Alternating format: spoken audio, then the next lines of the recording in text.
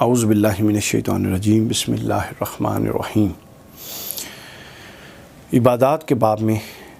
اگلا کبیرہ گناہ جس کا ہم بیان کریں گے وہ یہ ہے کہ یہ خواہش رکھنا کہ لوگ میری تعظیم میں کھڑے ہوں جہنم میں جانے کا باعث ہے۔ کہ اگر کسی شخص کے دل میں یہ خواہش ہو کہ کوئی آئے، میں جب انٹر ہوں میں آؤں اور میری تعظیم میں سب لوگ کھڑے ہو جائیں۔ حضور علیہ الصلوۃ والسلام نے فرمایا یہ حدیث ترمذی کی حدیث ہے اور حدیث صحیح ہے۔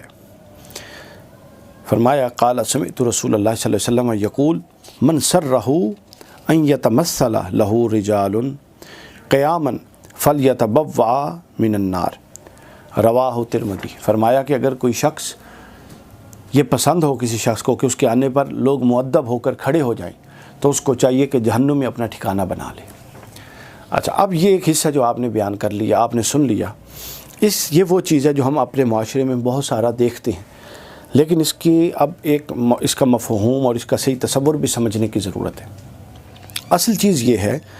کہ حدیث کے لفظ قابل غور ہیں کہ جس کے دل میں یہ خواہش ہو کہ اس کے آنے پر لوگ کھڑے ہوں، اس کو وہ اپنا ٹھکانہ جہنم میں تیار کر لیں۔ یعنی اگر کسی بزرگ کے آنے پر لوگ کھڑے ہوتے ہیں اور اس کھڑے ہونے میں ان کا اپنا کوئی رول نہیں بلکہ وہ بیٹھنے کا کہتے ہیں، اس کے باوجود لوگ تعظیماً کھڑے ہوں، اللہ ان کے دل میں تعظیم چونکہ ڈال دیتا ہے، تو وہ ایک الگ معاملہ ہوگا۔ اصل معاملہ یہ ہوگا کہ جو حوصلہ افزائی کی جائے، اگر لوگ کھڑے ہوں اور اس کو اکاموڈیٹ کیا جائے اور بڑا اچھا سمجھا جائے، ہاں جی میری آؤ بھگت ہو، میرے آنے پہ لوگ کھڑے ہوں، چک چکا والا ماحول ہو، تو یہ پھر چیز جائز نہیں ہوگی۔ یعنی اللہ تعالیٰ کیسی شخصیت ہمیں بنانا چاہتا ہے اس سے یہ سنیے،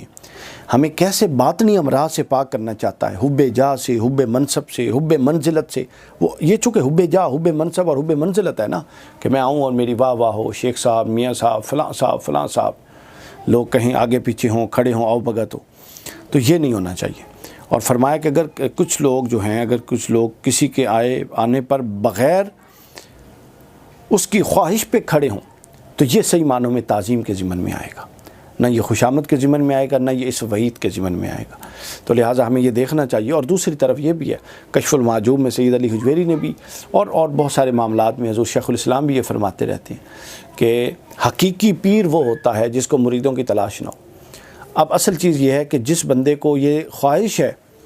کہ اس کے آنے پر لوگ کھڑے ہوں تو وہ ڈیزرو کرتا ہے اس سزا کو، اور جس کے اندر یہ خواہش ہی سرے سے نہیں ہے کہ لوگ اس کے لیے کھڑے ہوں اور لوگوں کو اللہ کی ذات کھڑا کر دیتی ہے، تو لہٰذا وہ پھر اس ضمن میں نہیں آئے گا۔ تو اللہ تعالیٰ سے دعا ہے کہ ہمیں ان امور میں محتاط رویہ اپنانے کی توفیق عطا فرمائے۔